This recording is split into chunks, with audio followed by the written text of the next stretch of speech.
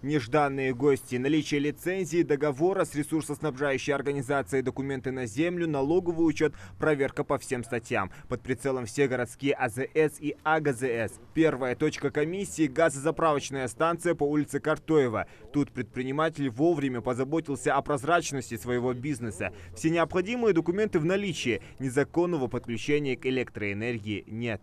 Они оплачивают вилсу арендаторам, Организация оплачивают им. И чеки есть, да, чеки есть, все есть.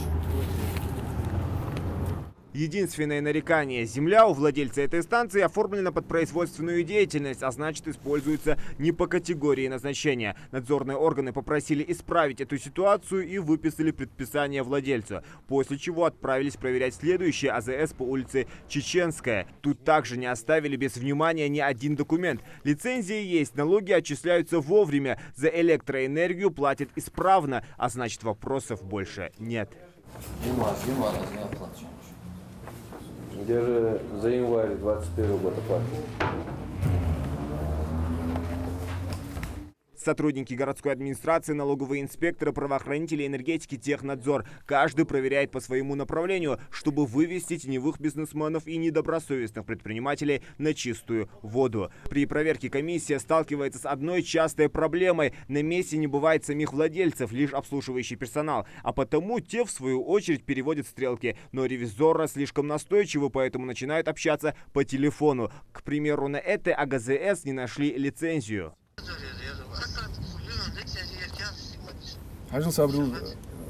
лицензия مش تيهاي زبرك نا إيبو يهاير на организацию я مش تيهاير إيبو حال شيء إيبو شو خدوه сразу а Пугоева ези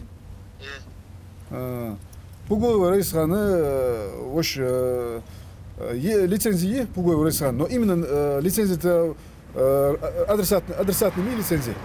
Может, у тебя другие объекты? На другие объекты?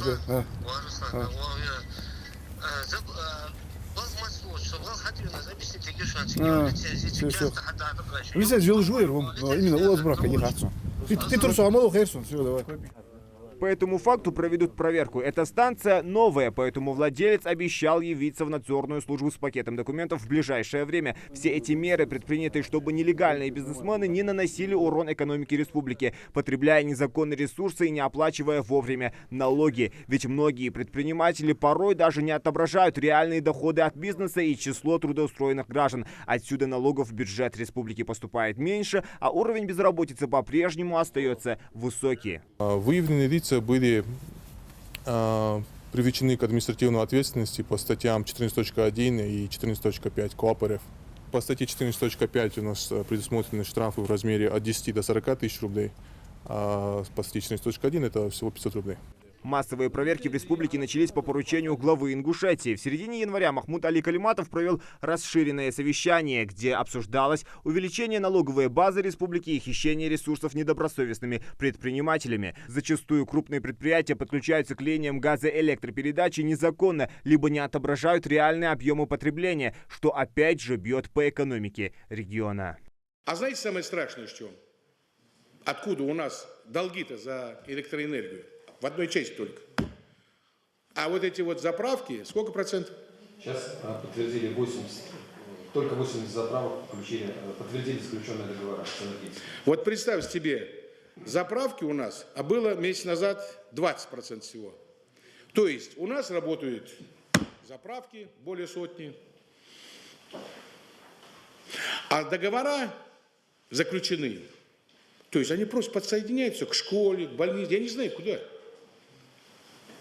А потом, значит, МРСК нам говорит, деньги оплатите. И на людей кладут деньги, на республику идут, на школы, на больницы. Представь себе, 20%, вот сейчас 80, да? Штук. От 180. Слушайте, а я не знаю, как еще республика жива. Кровопийц столько много, вот присосались, да, как прям вот гады какие-то.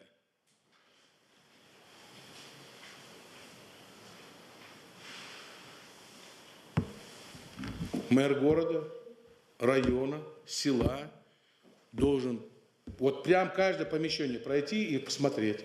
Бери своего электрика, кто у тебя там? Не знаю, кто у вас там. РАЭС, МЭС, берите их.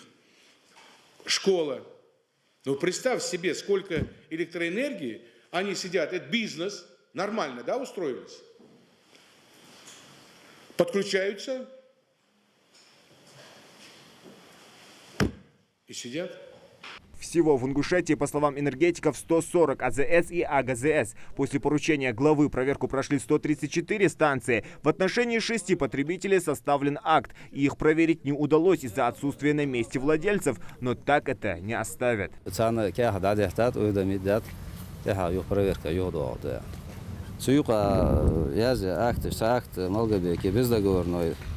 Заправка акт на 23 950 киловатт, на 155 тысяч рублей.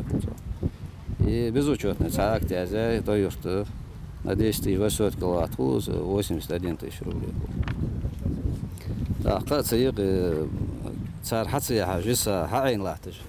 Показания границы заправки, проверки заправки 263 тысячи киловатт, на 1 миллион 972 тысяч рублей. Что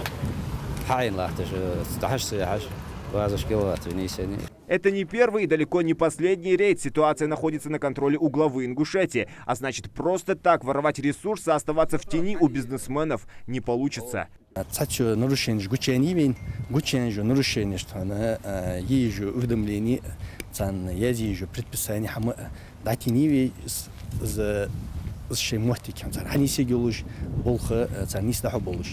даху основном олсу хылдижу кяхат даху биш болхы тухачар нистаху кяхат царханистича кадаху яадлыц якачац балцу шешорт хозболх даху ишо нахбуяриш. Проверку будут проводить до тех пор, пока не удастся вывести из тени недобросовестных бизнесменов. Если нарушения не будут устранены, некоторым предпринимателям грозят штрафы и даже закрытие предприятия. И речь идет не только о заправочных станциях. Зелимхан Калоев, Асхаб Белакиев, Новости 24.